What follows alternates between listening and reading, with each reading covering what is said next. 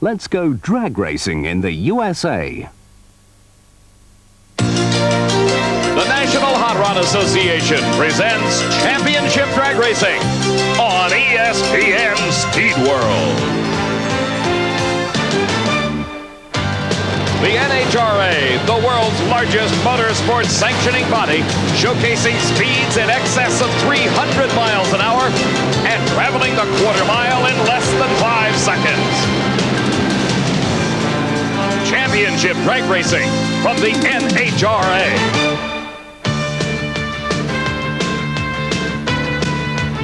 Today, the $18 million 18-event Winston Championship Drag Racing Series stops in north central Georgia as we welcome you to coverage of professional round competition at the 5th event on the tour, the 12th annual Fram Southern Nationals. McLennan has the capability of running in the fours, has shown it all year, but it hasn't translated into points. He's currently 8th in the standings that are headed by Kenny Bernstein and Pat Austin. Corey Mack here at Atlanta has qualified in the number 3 spot at a 4.91 second elapsed time.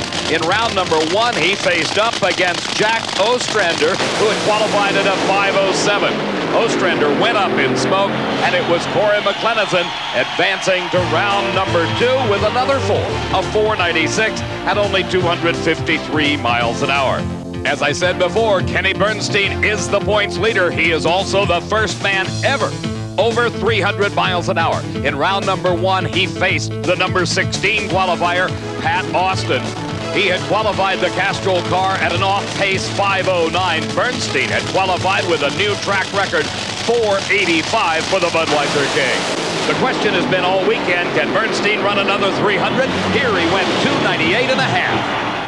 In another first round race, it was disappointment for Scott Coletta in the Coletta Flying Services car. He had qualified well at a 5.04. Then on the burnout against Don Prudhomme, the tires smoking and the supercharger let go. Prudhomme got an easy by run to advance to the second round. You remember all those adjustments that John Medlin told us about in his conversation with Steve earlier? Well, guess what? They worked to perfection. 4.88, low elapsed time of the first round, and that time is a major improvement over his qualifying run, where the best he could muster was a 4.99. In the second round, it was Corey McLennan racing against Doug Herbert, while Eddie Hill challenged Don Prudhomme. What happened in that race? Well, the current national record holder, Eddie Hill, ripped off another 4.80 in qualifying, 4.89 seconds. But it was Prudhomme's turn as they reached the finish line, a 4.87 at over 2.96. Now in that race between Doug Herbert and Corey McLennan, as they went through their burnout procedures, this was a race that everybody said was a pick-em. And it certainly lived up to all of its advanced billing. Herbert has been a player all year long, qualified here at a 4.98, practically matching run for run Corey McLennan. At the finish line, 20 thousandths of a second was the margin of victory. McLennan winning it on a hole shot of 4.99 to a 4.97. The other half of our ladder found in round number 2, Kenny Bernstein against Ed McCulloch, and Joe Amato raced Danielle DePorter. At the age of 19, Danielle is one of the newest of the Top Fuel pilots and had never before been beyond the first round of competition. Here she squared off against the best, the 4-time Winston champion, Joe Amato, and Danielle as a driver performed to perfection. She was in the far lane, and what? She got a 400th of a second pole shot over Amato, but unfortunately the Paul Smith-owned car was unable to run the number.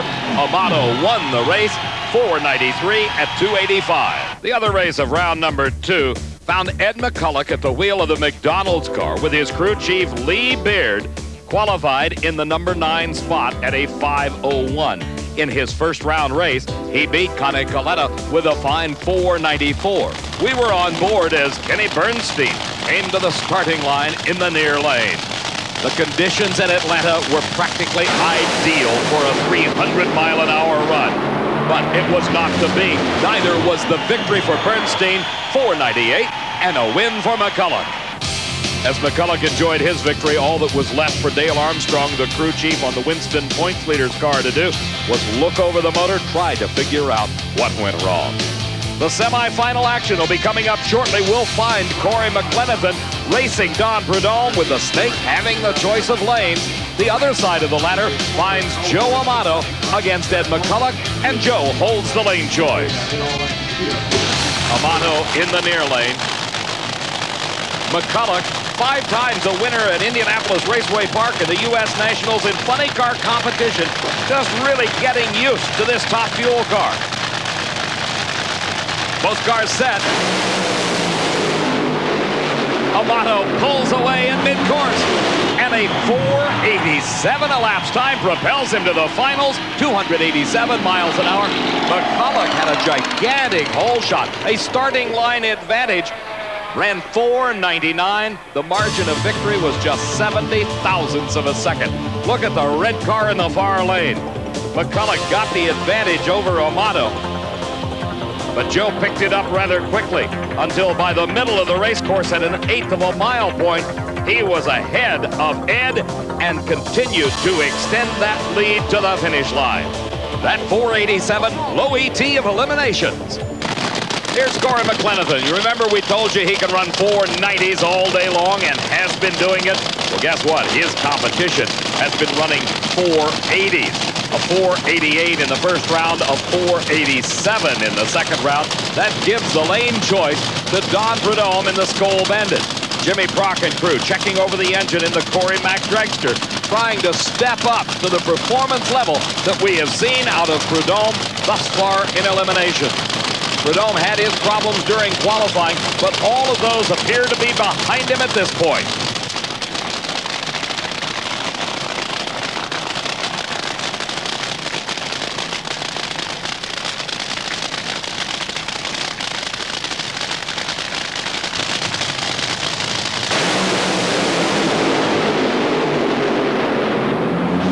Tremendous run by Prudhomme, 488 at 291 miles an hour. The losing time of 5:09. McLenithan was unable to run the number that he had been doing all day long at a 4:99. It was McLenithan with a whole shot off the starting line as we watch in instant replay.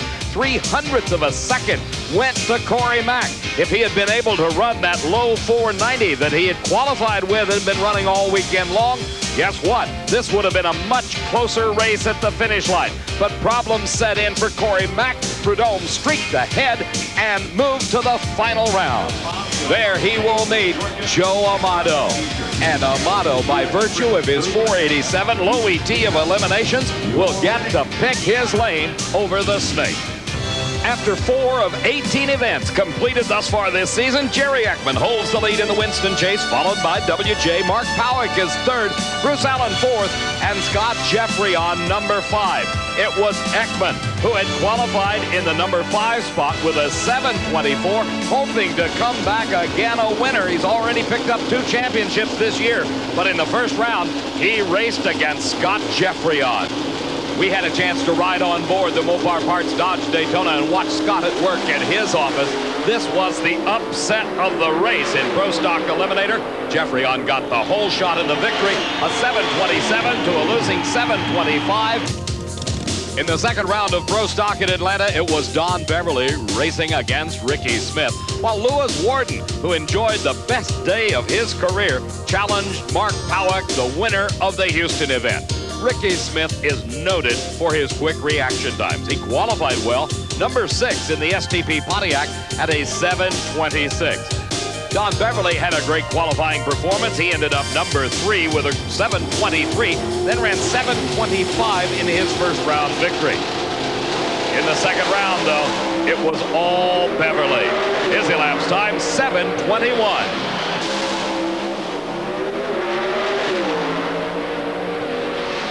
As Don Beverly headed back to the pit area, Mark Powick had something to celebrate as he got ready for his second round race against Lewis Warden.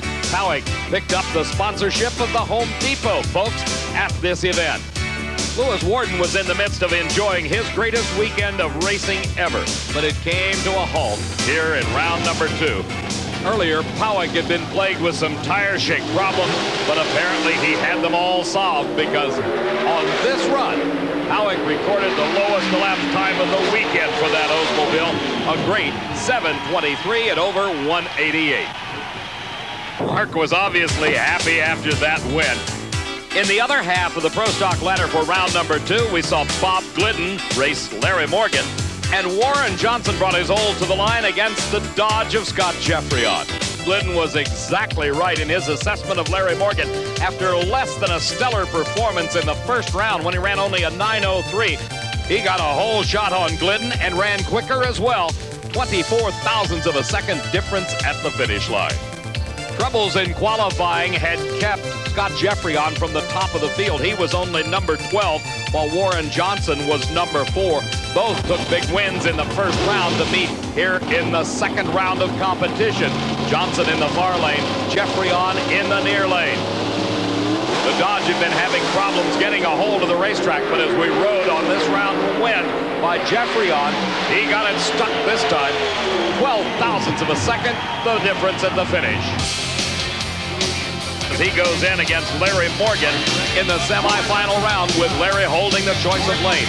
The other half of our final 4 pair finds Don Beverly and Mark Powick dueling it out with the Battle of Oldsmobiles, and Beverly gets to pick his lane. Coming up next at the Fram Southern Nationals. There's more drag racing. We're at the new Atlanta Dragway. I'm Dave McClelland along with Steve Evans, and we're looking into the pit of Don Prudhomme as John Medlin and his crew prepare that dragster for that race against Joe Amato. That will decide the Top Fuel champion here at the Fram Southern Nationals. Right now, though, we're on the starting line for the semifinal round of action in Pro Stock Eliminator. The Mopar Parts Dodge Daytona driven by Scott Jeffreyon against the Castrol Olds of Larry Morgan. Both drivers taking their time before they get into the final staging beam. They're set. We're riding with Scott Jeffreyon. A close race as the Dodge pulls ahead at the finish line. 7:18 at 191 miles an hour. That's got to start him thinking back in the Pro Stock pits. And look at Jeffreyon. He is as happy as he could be. Beverly and Powick into the staging procedures. They're in the pre-stage lights right now. They'll roll forward about another 6 inches. When both lights are lit at the top of the trees, they're ready. And starter Buster Couch can throw the switch at any time. A tremendous start for both drivers. And Beverly in the far lane starts to pull ahead and finishes ahead of Powick. 7:21 at 191 miles an hour. A great pass for Beverly. That puts him in the finals for the second time this season. Here in instant replay, you can see both cars leaving the starting line at almost identical reaction time. Beverly, though, had the power, and he stuck it to the pavement better than Powick. He pulled ahead ever so slightly at this point until at the finish line it was nearly a car length lead, 49 thousandths of a second, the margin of victory for Don Beverly. That now advances him into the final round, where he has the opportunity to race the car that's got low ET of eliminations and the lane choice, Scott Jeffreyon and the Dodge. Hoover had been the most consistent round winner in racing thus far this season and was 4th in the Winston standings, headed by John Force coming into this event. Del Worsham was standing in 7th place. Hoover had qualified number 11 with a 5:39. Worsham had qualified a bit better at 5.30, but excitement happened in the first round. Watch the car of Tom Hoover. His day was over. The damage extensive to the Scott color print film Dodge Daytona. Del Worsham went on to win, 5:39. His elapsed time, that moved him to round number 2. Jim Epler, the winner out at the Winter Nationals in the first round of funny car racing here, had qualified number 12. He had had a tough weekend. He blew the body off of the car during qualifying, was able to repair, and came back to race Chuck Etchells in the first round at Atlanta. Etchells in the Nobody Beats the Whiz car. The Dodge Daytona up against the Max Friends Black Diamond entry of Epler. Smoke in the cockpit indicated loss of traction, and Etchells advanced with a 5:27 at 266 miles an hour. The second round of funny car racing saw Whit Bazemore up against Del Worsham, and Gary Dencham brought his Oldsmobile to the line to race against Paul Smith. For Whit Bazemore and his fast orange Ford Probe, this has been a great weekend, even if he had stopped right after qualifying. He ran a 5:26, his quickest elapsed time ever. 22-year-old Del Worsham has some fond memories of this racetrack. That's his dad, Chuck Worsham. He is the crew chief on this race car, and it was 1 year ago here that in the final round he put away Mark Oswald to take his first ever victory at the tender age then of 21. And the good feelings continued this year.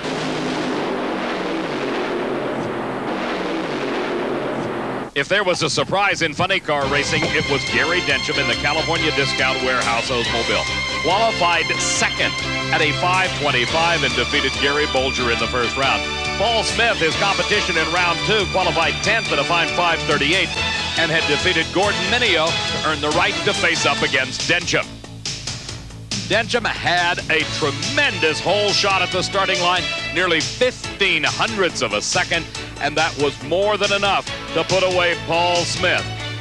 As Smith got very close to the center line and was forced to shut off, Densham went on to win at a 5:43. The other half of the ladder found Mark Oswald up against Chuck Etchell, while Cruz Pedregon took on John Force in a titanic battle in round number 2. Oswald, driving the Petosa Brothers Dodge Daytona, had been the number 4 qualifier at a 5:26, and just 3 weeks ago had won the Winston Invitational at Rockingham. But Chuck Etchells used the talents of his crew chief, Maynard Yanks, to perfection, as Oswald had problems, and Etchells ran 5:30 at 273. With performances like that, we're going to hear a lot more from Chuck Etchells before this year is over. One of the true great rivalries of funny car competition was the next race in round number 2. It was John Force in the Castrol Oldsmobile against the McDonald's Oldsmobile of Cruz Pedregon, the car owned by Larry Minor. Cruz had stunned everyone in qualifying, a track record time of 5.15 seconds. But the reigning Winston champ ended the young man's day here in round number 2. As Pedregon left the starting line, he lost traction. Force went on to the win at a 5:21. That brings us to the final 4 here in Funny Car at Atlanta as Del Worsham and Gary Densham square off. The defending champ has the lane choice. The other pair, John Force, with his great 5:21, gets to pick his lane over Chuck Etchell. The burnout's underway in the semifinals of Funny Car Eliminator. Del Worsham, the defending champ, against Gary Densham. And this is one of the best performances we have seen out of Gary Densham for quite a number of seasons. The longtime veteran from the Southern California area in the California Discount Warehouse Oldsmobile has certainly jumped up into contention at this race. 5:25. It was earlier this season in Houston that Densham had lots of problems. A severe fire seriously damaged the race car. He took it back home, put it all back together, and here he is in the final 4 against the defending champ, Del Worsham. This 22-year-old youngster has served notice on the racing community that he is here to win. Winning not only this event last season, he also took home the title of the Summer Nationals up in Englishtown, New Jersey. At that point, everybody said Del Worsham is for real. He has never driven any other type of race car other than a nitro-burning funny car, and here he is trying to earn his way into the final round for the 2nd year in a row at the Fram Southern Nationals. The 2 drivers now concentrating on the starting line. And something goes wrong with Gary Densham's car, and Del Worsham goes into the finals. 5:35 elapsed time. His speed, 277 miles an hour. The work of the crews and the crew chiefs all over at this point. The drivers have one thing to concentrate on, and that is trying to get off the starting line first without leaving a red light, which indicates you left too soon. They're set.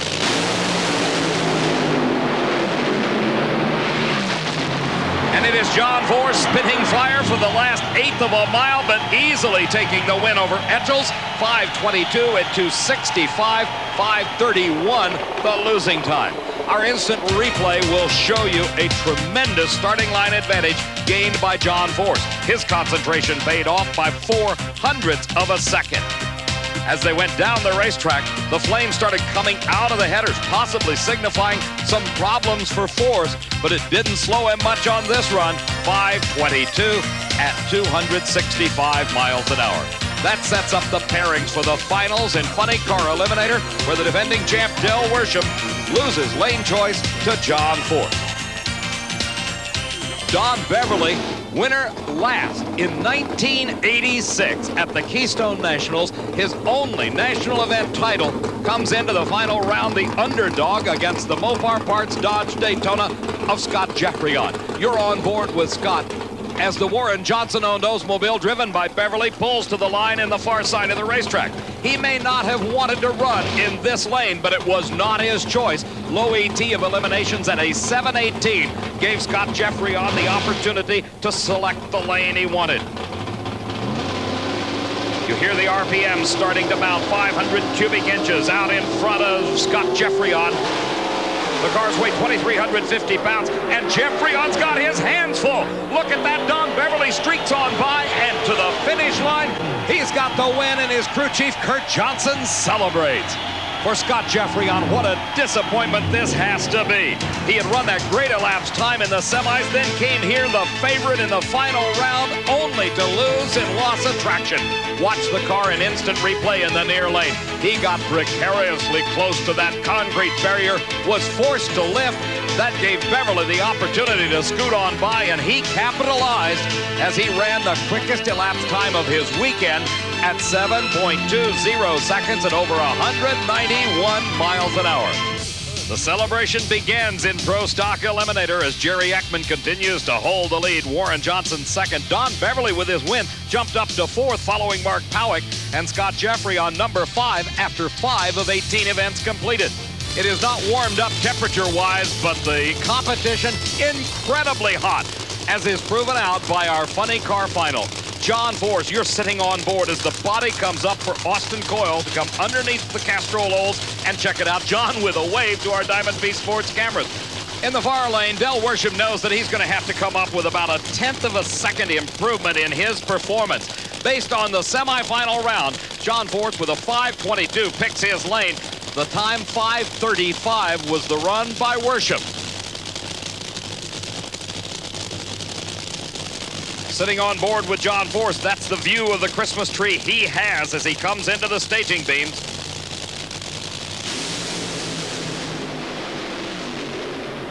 Oh, a tremendous race at the finish line, just inches. John Force of the Castrol Olds takes the victory. 5:24 to a 5:25, nearly identical reaction times off the starting line. One incredibly close drag race. The total margin of victory only 13 thousandths of a second. In the near lane, Force. In the far lane, Worsham. And they battled this one out from the starting line to the finish line. There was no quarter given. It was literally in just the last few feet of this racetrack that John Force was able to squeeze by and win it. There's always something new with John Force. What isn't new, though, is he continues to lead the Winston Point standings with Cruz Pedregon second, Jim Epler third, Tom Hoover fourth, and Del Worsham with his runner-up position moves into the number 5 spot. Amato by 1/100 of a second has the lane choice. 4:87 in the semis for Amato, 4:88 the time turned by Prudhomme. This, another of the great pick-em races. You take your choice as to who will win.